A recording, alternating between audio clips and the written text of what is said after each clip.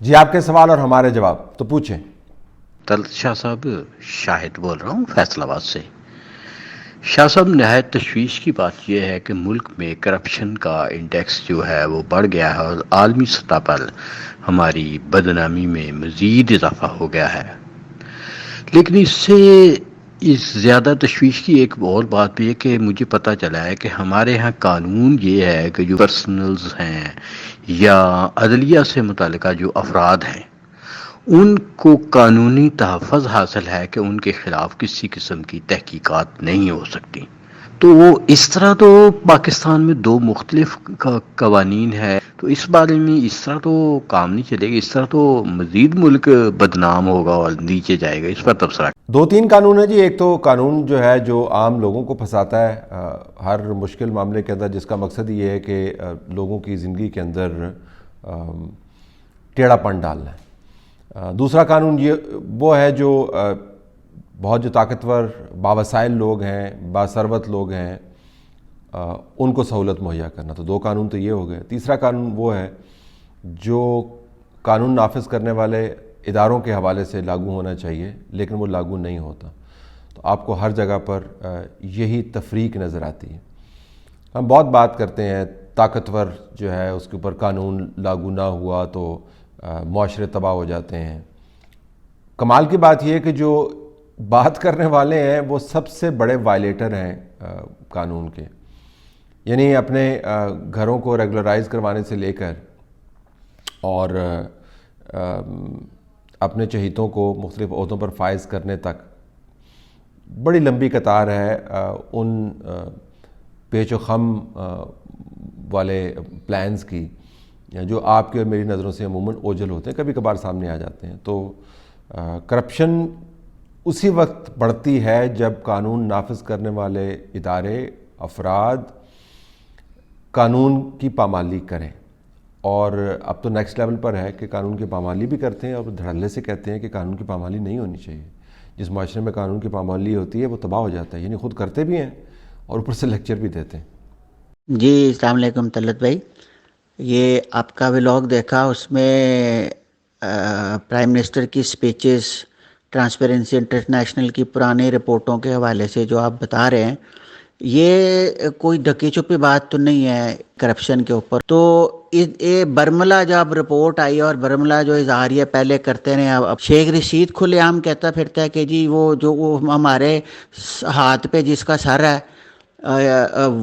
مطلب اس طرح کی گفتگو کر رہا ہے وہ ہمارے سر پہ ہی رہے گا، عمران خان کے سر پہ رہے گا، وہ بھی نہیں بول لے۔ D G I S P R کو بھی چاہیے کہ آ کے کلیریفائی کرے کہ جی شیخ صاحب نے غلط کیا، اور وہ پھر دوبارہ بڑے ترلے سے ایک بات کہتا ہے کہ جی مجھے تردید کرنے کا کہا گیا ہے لیکن میں نہیں کروں گا۔ تو اس پہ مجھے آپ کی رائے چاہیے کہ آپ کیا کہتے ہیں اس کو۔ بہت شکریہ۔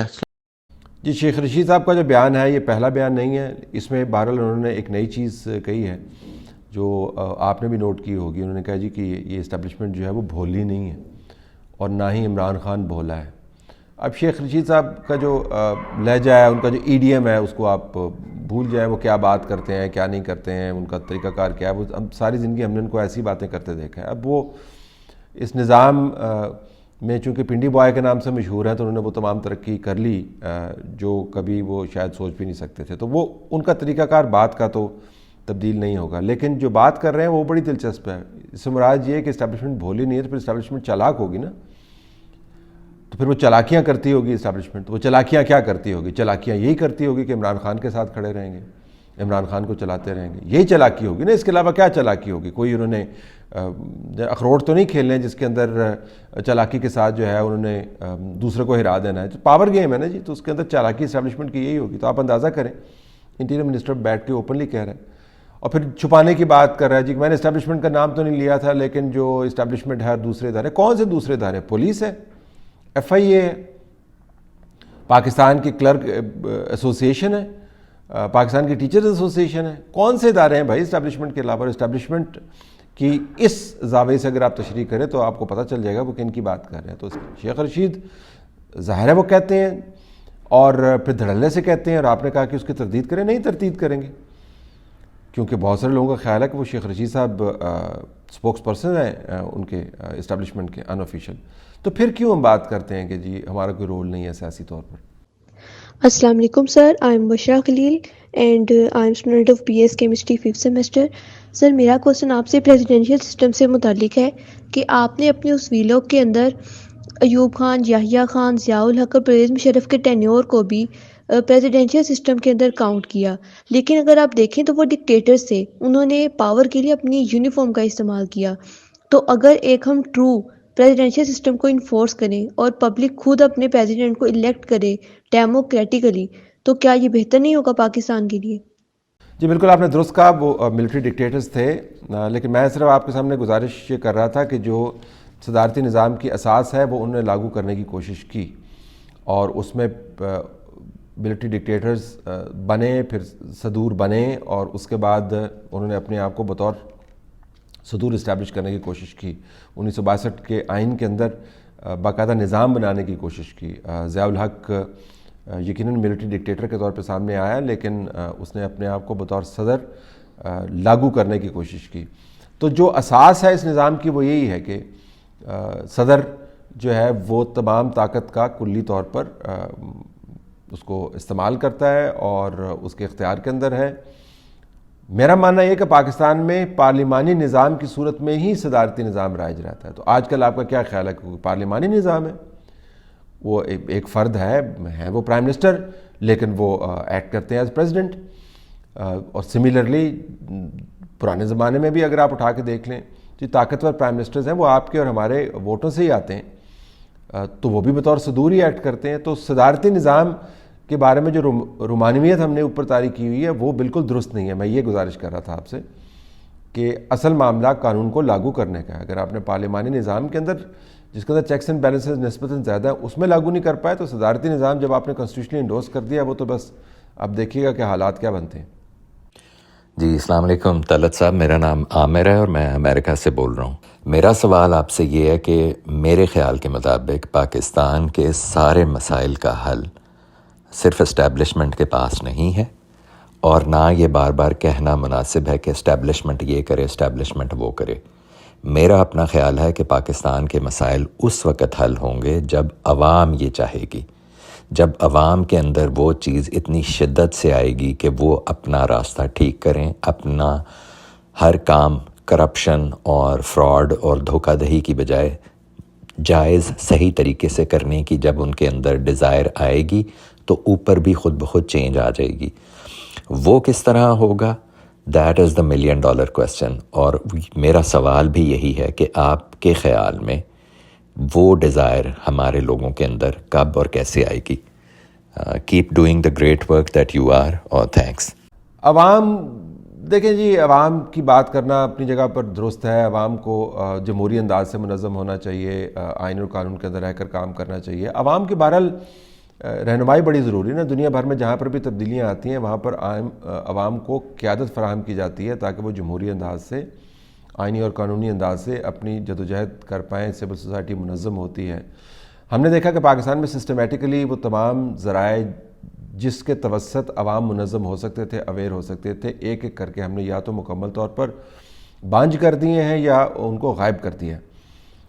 اور بحث جو ہے پاکستان کے اندر ہم نے بہت ہی سطحی اور غیر ضروری معاملات کے اوپر فوکس کر رکھی ہے. تو جب عوام کے اندر شعور، حقیقی شعور، معلومات پر مبنی بیدار نہیں ہوگا تو عوام بیدار نہیں ہوگے. ایک جو معاشی بپتا ہے وہ بہت زیادہ ہے. معاشی بپتا سے تنگ آئے ہوئے لوگ جو ہیں وہ زندگی کا پہیہ گھمانے میں ہی اتنی مشقت کرتے رہتے ہیں کہ ان کو دوسرے سیاسی اور اپنے حقوق کے بارے میں بات کرنے کا، سوچ وچار کا جو ہے وہ ٹائم نہیں ملتا. یا وہ سمجھتے ہیں کہ جو وقت ہم نے وہاں پہ لگانا ہے اس سے اگر ہم کوئی 2 وقت کی روٹی میں سے جو بچ گئی ہے تھوڑی سی وہی کما لیں تو بہتر ہے. تو اس وجہ سے آپ کو عوام کی خواہشات جمہوری انداز سے جدوجہد میں تبدیل ہوتی نظر نہیں آتی. السلام علیکم، ضیاء بات کہہ رہا ہوں. میرا کوشچن آپ سے یہ ہے کہ جب عمران خان صاحب اپوزیشن میں تھے تو وہ ہر چیز کو بلیم کرتے تھے کہ یہ کام نہیں ہوا، اگر یہ چیز مہنگی ہو گئی تو وزیر اعظم چور ہے، انکمپیٹنس ہے، جو بھی ہے ساری باتیں، اب وہ ساری باتیں عمران خان کے دور میں پروو ہو رہی ہیں. تو جب عمران خان صاحب خود اپوزیشن میں آئیں گے اور اگر وہ گورنمنٹ پہ تنقید کریں گے تو وہ کس منہ کے ساتھ تنقید کریں گے اور وہ کیا تنقید کریں گے؟ کیونکہ یہ ساری چیزیں تو وہ خود پروف کر کے جا چکے ہیں. اگر کل کو مہنگائی ہوتی ہے تو عمران خان صاحب کس طرح تنقید کریں گے؟ مطلب کہ یہ میں سوچ رہا ہوں کہ کل کو اگر عمران خان اپوزیشن میں آتے تو ان کے پاس کیا رہ جائے گا اپوزیشن میں بات کرنے کے لیے؟ تو یہ وجہ تو نہیں ہے کہ وہ اپنا ٹینیور لمبا کرنا چاہ رہے ہیں اور ریٹائرمنٹ وزیر اعظم کی طور پر ہی ریٹائر ہونا چاہ رہے ہیں سیاست سے؟ اپنا تجزیہ ضرور دیجیے گا. جو کچھ نہ کچھ کر لیں گے اپوزیشن کے اندر آ کے بھی، حکومت کے اندر آ کے بھی انہوں نے جو ہے وہ سال تو گزار ہی لیے ہیں نا جی، تو ان کے لیے ٹائم گزارنا مشکل نہیں ہے. روزانہ کوئی نہ کوئی بیان دے دیا کریں گے اور اپنے آپ کو ایک نئے انداز سے پیش کر دیا کریں گے. وہ ری کارپیٹنگ کے ماہر ہیں، وہ ری کارپیٹ کر لیں گے اپنے آپ کو اور اس کے بعد کسی اور انداز سے اپنے آپ کو پریزنٹ کر لیں گے. تو آپ اس بارے میں پریشان نہیں ہو، کچھ نہ کچھ کر لیں گے. اور پھر اس مرتبہ اگرچہ مجھے لگتا ہے کہ شاید ان کی جو اسٹریٹجی ہے اس کو کوئی بہت بڑا چیلنج ہو، کیونکہ جب آپ اس قسم کا ریکارڈ ڈیولپ کرتے ہیں نا جی تو وہ کوئی درست ریکارڈ تو ہوتا نہیں ہے، اور آپ عوام کو خاص حد تک باتوں کے ذریعے، جس کو ہم عام زبان میں کہتے ہیں، پورا کر سکتے ہیں. تو عوام اب پورے نہیں ہوں گے نا، تو اپوزیشن میں جب جائیں گے تو آپ دیکھیں گے کہ ان کو ایک مختلف قسم کی ریسیپشن ملے گی. تو وہ دلچسپ ویسے ایک صورتحال ہوگی کہ عمران خان جو ہیں وہ اپوزیشن میں آئیں یہ سوچ کے کہ وہ کتنے پاپولر ہیں اور کتنا زبردست انہوں نے حکومت میں رہ کے کام کیا ہے. تو شاید ہی از ان فار اے سرپرائز. جو پرویز مشرف صاحب تھے ان کو بڑا زوم تھا کہ وہ بڑے پاپولر ہیں. کراچی ایئرپورٹ کے اوپر آیا تھا تو 150 بندہ تھا جس میں سے 60 ڈھول والے تھے، اور اس کے بعد پھر وہ ایئرپورٹ سے باہر ہی نہیں نکلتے تھے. ان کا خیال تھا کہ لاکھوں کی تعداد میں لوگ ٹھاٹھے مارتے ان کو سلام کر رہے ہوں گے اور کہہ رہے ہوں گے کہ ان کو بچانے والا آ گیا سیاسی طور پر. تو حالات بدلتے دیر نہیں لگتی جی. پھر اگر کام ایسے ہوں تو پھر اس کا کوئی نہ کوئی نتیجہ تو نکلتا ہے نا. تو اپوزیشن میں ہوں گے تو پھر دلچسپ صورتحال ہوگی. طلعت صاحب، آج آپ نے اپنے ٹویٹ میں مثال دی سابق عراقی صدر صدام حسین کے انفارمیشن منسٹر سعید الصحاف کی، جو کہ 2003 میں جب امریکہ نے عراق پہ قبضہ کیا تو آخری وقت تک یہ دعویٰ کرتے رہے کہ عراقی فوج جنگ جیت رہی ہے، یہاں تک کہ